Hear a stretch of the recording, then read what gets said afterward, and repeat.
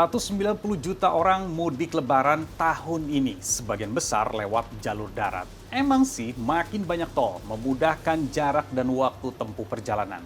Tapi ternyata masalah nggak berhenti di situ karena pengaturannya belum dijalankan dengan baik. Kita diskusi.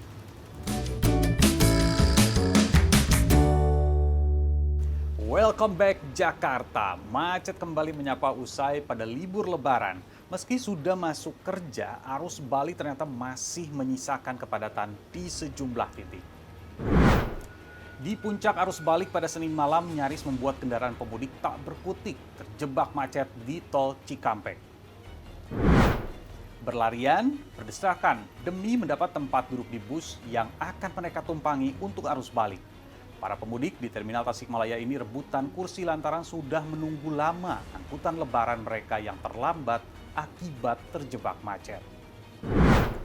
Sudah antre lama, tahu-tahu ada yang menyerobot. Itulah kekecewaan dari sejumlah calon penumpang di Pelabuhan Bakaheni, Lampung. Salah seorang penumpang bahkan turun dari mobil untuk mengawal kendaraannya masuk kapal karena menganggap petugas nggak mampu mengatur antrian pemudik. Mereka kecewa dengan petugas pelabuhan karena banyak kendaraan yang baru tiba bisa langsung menyela antrean mereka. Itu yang arus balik. Arus mudiknya juga sama. Banyak juga pemudik yang emosi karena lama mengantre. Merak menjadi sorotan saat arus mudik. Antrean hingga belasan jam harus dirasakan oleh pemudik.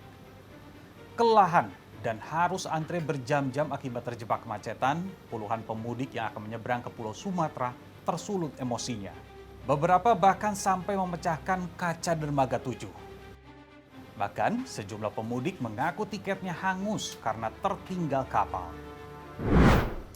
Ada juga peristiwa yang jadi sorotan saat mudik, yaitu kecelakaan maut yang menimpa 2 minibus dan bus di tol Cikampek. Asap hitam dan kobaran api terlihat di kilometer 58 tol Jakarta Cikampek. Api berasal dari minibus yang terbakar setelah bertabrakan dengan bus antar kota antar provinsi. Dalam kecelakaan, 12 orang tewas dan 2 lainnya terluka.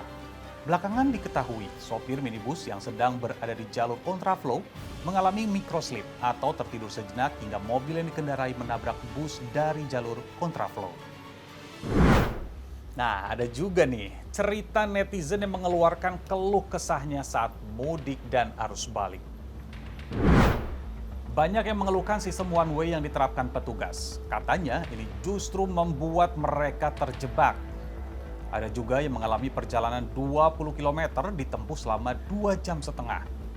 Sampai ada yang tidak bisa keluar tol gara-gara terjebak di lajur kontraflow.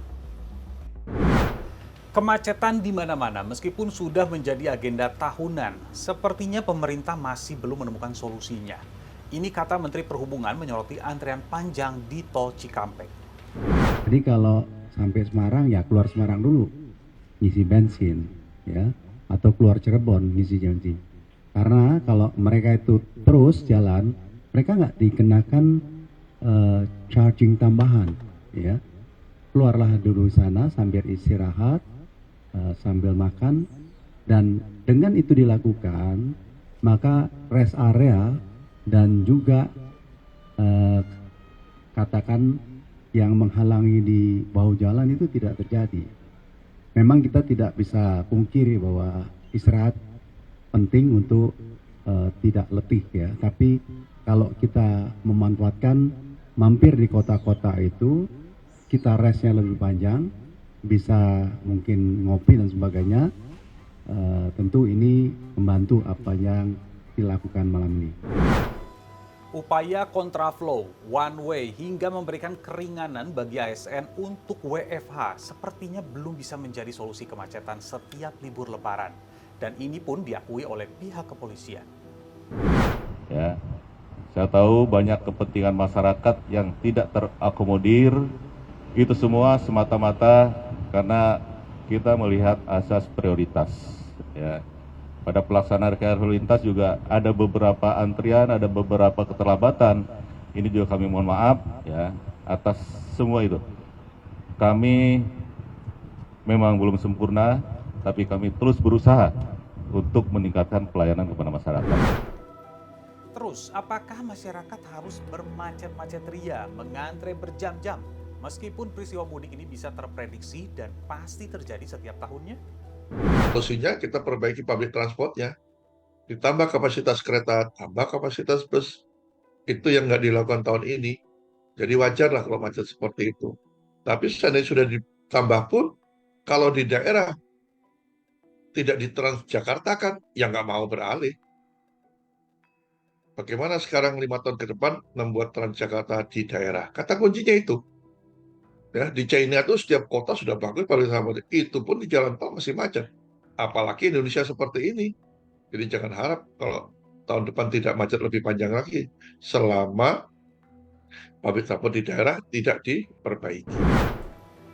Karena jadi rutinitas tahunan, seharusnya yang namanya mudik lebaran bisa diantisipasi masalah dan penanganannya.